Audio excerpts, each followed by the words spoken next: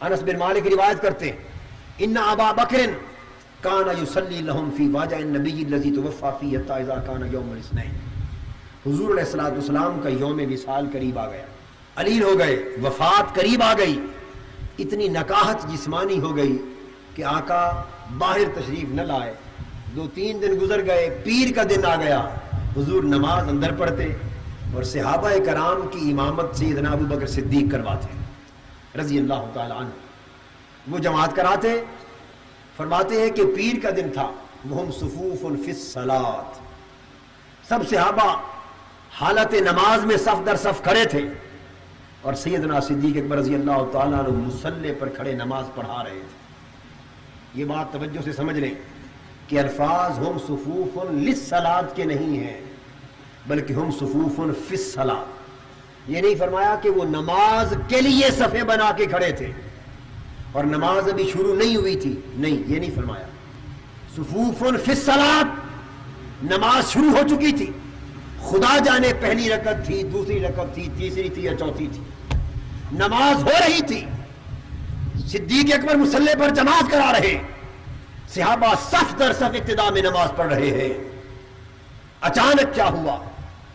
فکاشف النبی صلی اللہ علیہ وآلہ وسلم ستر الحجرہ وینظر الینا وہو قائم فتبسم کأن وجہہ برکۃ مصحف. آقا دو جہاں نے افاقہ محسوس کیا اپنی طبیعت مبارکہ میں اور دل چاہا، جس میں اقدس میں اتنی توانائی آئی، قدم مبارک چلے اور طبیعت نے چاہا کہ ذرا پردہ ہٹا کر اپنے غلاموں کی نماز کا نظارہ کر لوں کہ میرے ابو بکر کے پیچھے کس طرح نماز پڑھ رہے ہیں. آقا کو غلاموں سے محبت تھی، چل کے گھر کے دروازے تک آئے. فکاشف النبی ستر الحجرہ، در اقدس کا پردہ ہٹایا، اپنے صحابہ کو نماز کی حالت میں دیکھا، صف در صف حالت نماز میں غرق دیکھ کر میرے آقا مسکرا پڑے، چہرہ پاک پہ تبسم مچل گیا اور صحابہ کہتے ہیں وَيَنظُرُ إِلَيْنَا وَهُوَ قَائِمٌ فَتَبَسَّمَ وَكَأَنَّ وَجْهَهُ بَرَكَةُ مُصْحَفٍ. ہم نے حالت نماز میں دیکھا کہ حضور ہمیں دیکھ کر مسکرا رہے ہیں اور آپ کے چہرے پر تبسم جب مچلا ہوا ہم نے دیکھا تو خدا کی قسم حضور کا چہرہ یوں لگ رہا تھا جیسے کھلا ہوا قرآن آنکھوں کے سامنے ہو. اب یہاں ایک سوال پیدا ہوتا ہے، صحابہ نماز پڑھ رہے ہیں، آپ لوگوں میں سے کتنوں نے حج کیا ہے یا عمرہ کیا ہے؟ ہاتھ کھڑا کریں اونچا، ماشاءاللہ. تشریف رکھیں، ہاتھ نیچے کیجیے. آپ نقشہ قائم کریں ریاض الجنہ کا اور مسجد نبوی کی اصل ریاض الجنہ کا، اور جو نہیں حاضر ہو سکے اللہ ان کو حاضری عطا کرے، وہ نقشہ تصویر والا جو دیکھتے ہیں قائم کریں. ریاض الجنہ حضور علیہ الصلوۃ والسلام کے حجرہ مبارک کی اس طرف ہے، اس میں کھڑے ہو کر جو اصل مسجد نبوی تھی جہاں وہ نماز پڑھی جا رہی تھی، اگر اس میں آپ کھڑے ہو نماز پڑھیں تو قبلہ اس طرف ہے اور حضور کا حجرہ مبارک اور جالی مبارک اس طرف بائیں کندھے کی طرف. یہ بات میری صحیح ہے یا غلط ہے؟ ادھر چہرہ ہے، ادھر حضور کا حجرہ پاک، وہی حجرہ ہے وہی مزار پاک. جب نماز کی حالت میں کوئی کھڑا ہو اور چہرہ ادھر ہو اور اس طرف بائیں کندھے کی طرف آگے چل کے کوئی پردہ ہٹائے اور چہرہ سامنے آئے تو جب تک کوئی کعبے کی طرف سے منہ موڑ کر ادھر نہ تکے مسکراتا ہوا چہرہ نظر آ سکتا ہے. ایمان سے کہیے، نماز پڑھ رہے ہوں، چہرے ادھر ہو، دھیان ادھر ہو تو بائیں طرف کوئی کھڑا اور اس کی مسکراہٹ اور تبسم اور اس کا حال دکھائی دیتا ہے. اور پھر ہماری نماز نہیں، صحابہ کی نماز. کن کی؟ صحابہ کی نماز. وہ صحابی جو گھر میں نماز پڑھ رہے ہیں، عبداللہ ابن عمر رضی اللہ تعالیٰ عنہ غالباً چارپائی پہ بچہ لیٹا ہوا ہے، کچی چھت ہے، ایک خاصا بڑا سانپ ناک کے مانند، وہ اچانک چھت سے گرتا ہے اور بچے کو اپنی لپیٹ میں لے لیتا، بچہ چیخنا شروع کر دیتا ہے، پورے گھر میں قیامت صغریٰ کورام بپا ہو جاتا، ایک شور مچ جاتا ہے. ساتھ مصلی پر باپ صحابی نماز پڑھ رہا ہے اور سلام تک نہیں پھیرتا، خبر تک نہیں ہوتی. جب سلام پھیرتا ہے تو پوچھتا ہے کہ یہ ہجوم کیا ہے اور کوہرام کیسا ہے, کیا ماجرا ہوا؟ وہ کہتے ہیں آپ کا بچہ سانپ کی لپیٹ میں آ گیا تھا, گھر میں قیامت برپا ہو گئی, آپ ساتھ کھڑے ہیں, آپ کو پتہ ہی نہیں کہ کیا ہو رہا ہے. ان صحابیوں کی نماز, بچے کی جان اگر جاتی بھی دکھائی دے, کوہرام مچ جائے, تو نگاہیں جو تصور یار میں مست ہوتی ہیں وہ نہ کھلتی ہے نہ دھیان ادھر ہٹتا ہے. ان صحابہ کی نماز. صحابہ کہتے ہیں کہ ہم نے حضور کے چہرے پاک کو دیکھا کہ تبسم مچل رہا تھا, تو جب تک نماز کی حالت میں انہوں نے اپنا چہرہ ہٹا کر اس طرف جب تک نہ دیکھا تو مسکراہٹ حضور کی دیکھ سکے. آگے فرماتے ہیں فہممنا ان نفتتنا من الفرح برؤیت النبی صلی اللہ تعالی علیہ وآلہ وسلم, ہم نے جو حضور کا دیدار کیا حالت نماز میں, اور اس دیدار سے اتنی خوشی ہوئی کہ ہم نے ارادہ کر لیا کہ آج 3 دن کے بعد یار کا مکھڑا آنکھوں کے سامنے آیا ہے, نمازیں توڑ دیں اور مکھڑے کو تکتے رہے.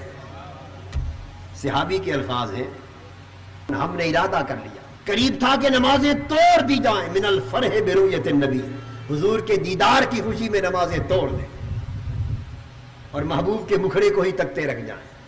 اب یہاں جو سوال پیدا ہوتا ہے وہ یہ دیکھیے, اب میں آپ سے پوچھتا ہوں, حالت نماز میں اس طرف سے چہرے کو چھوڑ موڑ کر حضور کی طرف تکنا اور حضور کے چہرے پاک کے مکھڑے کے دیدار میں نمازوں کو بھول جانا, یہ ہے قرآن میں کسی جگہ؟ بتائیے.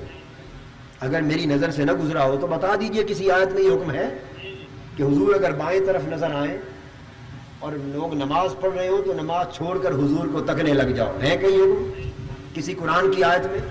بولیے. کسی حدیث میں ہے جی؟ کسی فقہ کی کتاب میں کوئی مسئلہ شریعت کا ہے؟ بولیے نا, ہے. اب دوسرا سوال, تو صحابہ نے کیوں کیا؟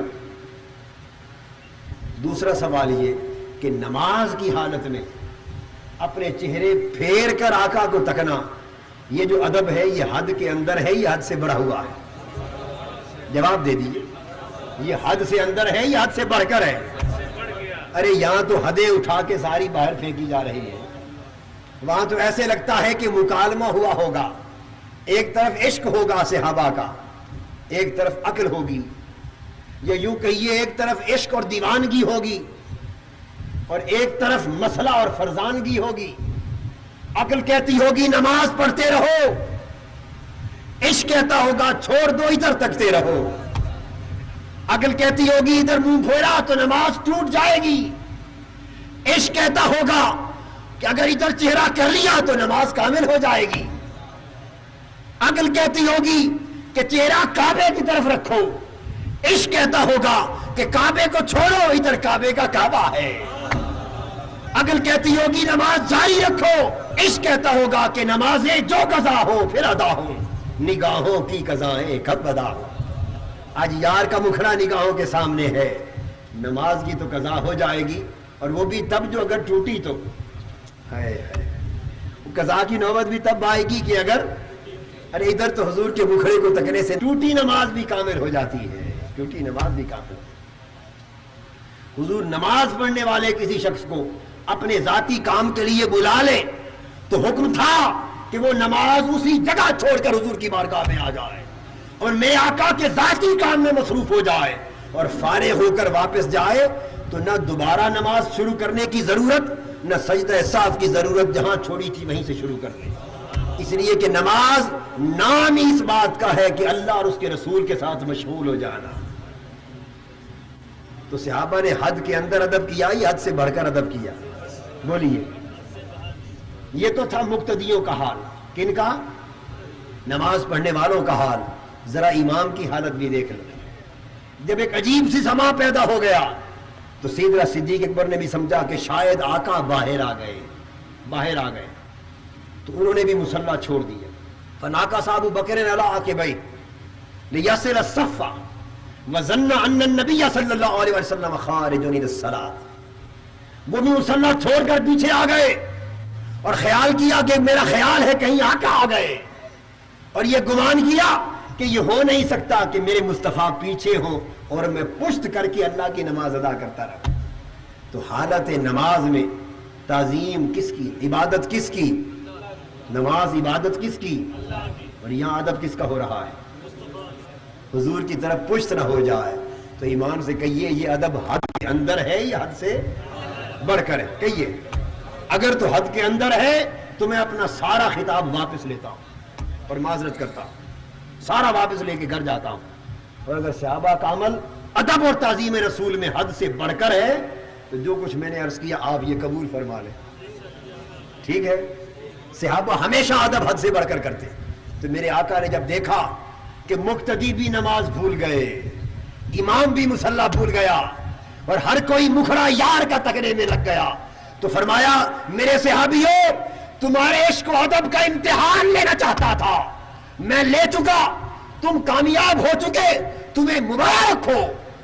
فرمایا وَأَمَرْنَا أَنْ أَتِمُّوا صَلَاتَكُمْ وَأَرْخَ السِّتْرَ، فرمایا اب نماز پوری کر لو، میں پردہ گراتا ہوں، میں واپس جاتا ہوں، تم نماز پڑھ لو، تم اپنے ادب اور عشق کے امتحان میں کامیاب ہو گئے.